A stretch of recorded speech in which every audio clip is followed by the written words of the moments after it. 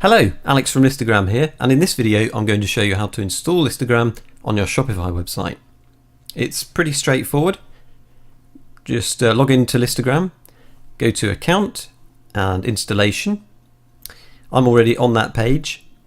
This is your personal Listagram code, and this is for any wheel or any pop-up that you add to your website. It'll all be determined by this piece of code.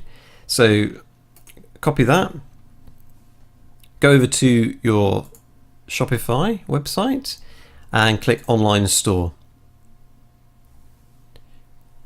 So with your current theme, under Actions here, click Edit Code.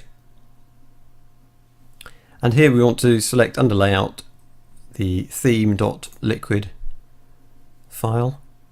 Now we're here, what we want to do is come down to the bottom and find this closing body tag, which is the /body.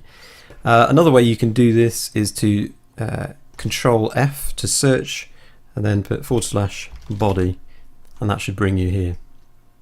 So what you want to do is paste your code in here and click Save. And that is it. You've installed it. So I like to sort of check whether that's actually gone through. So what I do is come over to the website, I refresh it, and then I do a Control U, and that gives you the source code, and I'm doing a Control F to do search through it. I'm going to search for Listagram here just to check that the code is installed, and here it is. So now that is Listagram fully installed on your Shopify website. Now don't forget, if you haven't enabled a wheel, nothing will show yet. So and when you create a wheel, they are disabled by default, so you don't show things that you don't want to.